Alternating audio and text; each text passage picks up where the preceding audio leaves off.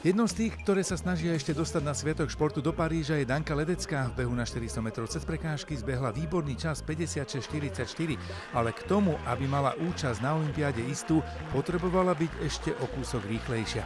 No, záleží, ako budú bežať vo Francúzsku a Španielsku baby, že či pôjdu lepšie ako ja, a keď áno, tak tým pádom idú predo mňa.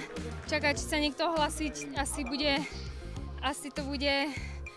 No nie je veľká šanca, lebo myslím si, že všetky baby, čo sú predo mnou, behajú rýchlo.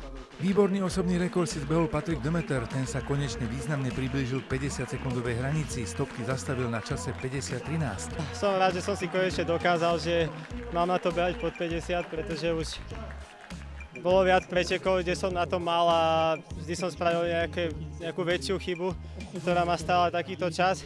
A potom prítomní neverili, aký výkon na hladkej stovke dokázal predviesť Ján Volko. Výrazne ho k času 10:17 dotlačil tímový kolega z našej atletiky Bratislava, 20-ročný Filip Federič. Ten stratil vedenie až v závere a dosiahol čas 10:24, osobný rekord. Ja som vďačný za to, že to ukazuje to, že naši tréneri robia dobrú robotu a že všetci, čo si mysleli, že už na to nemáme a že jednoducho to nerobíme dobre, tak videli, že sa to dá a že to tak nie je. Ja nerozumiem, čo sa dnes stalo.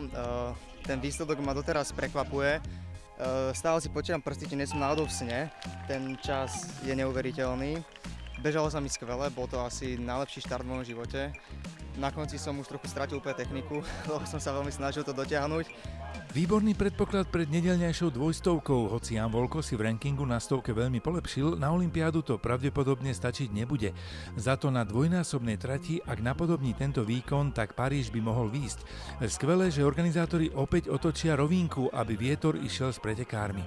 Myslím si, že s takou konkurenciou, akú tu mám, to bude len dobré a teším sa z toho.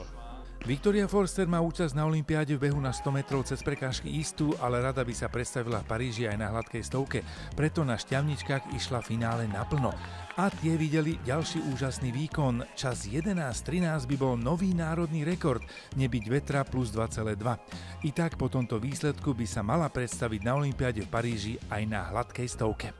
Vedela som, že mám na to bežať rýchlo a keď sa vlastne dozvedela, že tu je možnosť toho, že sa otočí rovinka, tak som sa potešila a myslím si, že som bola dobre nastavená a teším sa z toho času.